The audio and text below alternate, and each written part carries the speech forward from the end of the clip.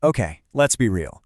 Have you ever walked into a room, stopped dead in your tracks, and had absolutely positively no idea why you went in there in the first place? It's got to be one of the most common and, yeah, kind of frustrating brain glitches we all deal with. But what if? What if it's not a glitch at all? What if it's actually a sign of something way more interesting happening inside your head? I mean, is this not the most perfect analogy you've ever heard? You're just standing there, staring blankly at the toaster, waiting for a command that just isn't coming. We have all been that sim. We laugh about it, call ourselves absent-minded, but what if that's completely backward?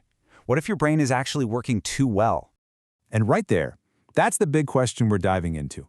Is all this forgetfulness a sign that your brain is failing you, or is it a sign that your brain is operating at such a high level that it's making strategic calls you're not even consciously aware of?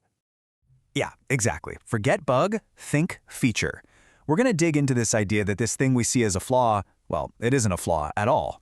It's more like a secret upgrade, a feature that's designed for peak performance, not a bug in your personal operating system. Okay, so this feature actually has a name, and it's called strategic pruning. This idea completely flips how we think about memory. See, your brain is actively, even aggressively, deleting what it considers trivial information. This is not passive memory loss, folks. It's a deliberate, calculated strategy to free up valuable mental real estate for the heavy lifting. And here's the trade-off, right here in black and white. Your brain is perfectly happy to let go of stuff like where you last saw your keys or the grocery list. And why? So it can protect its power to run these incredibly complex simulations in your mind, to come up with deep insights, and to spot patterns that everyone else misses. It's literally choosing depth over detail. So, how does this actually work under the hood?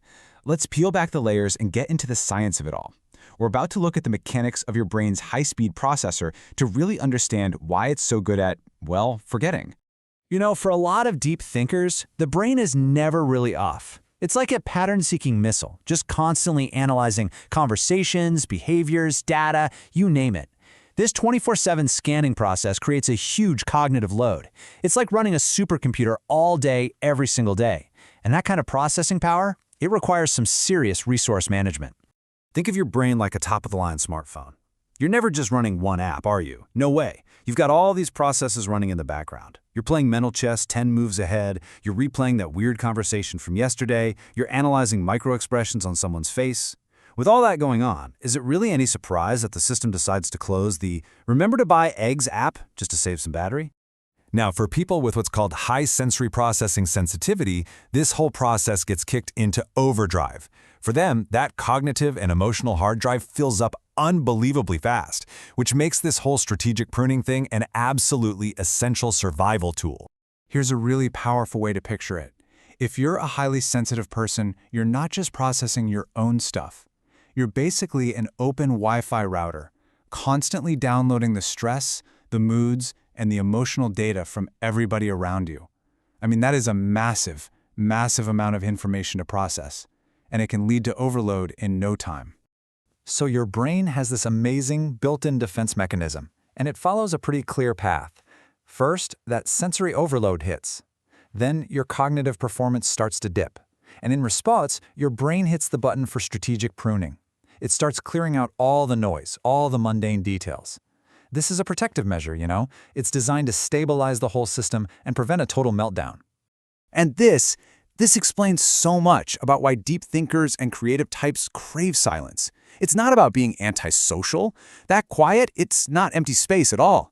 It's a processing environment. It's the mental oxygen your brain desperately needs to sort through all that chaos and turn it into those incredible aha moments. All right, so what's the big takeaway here?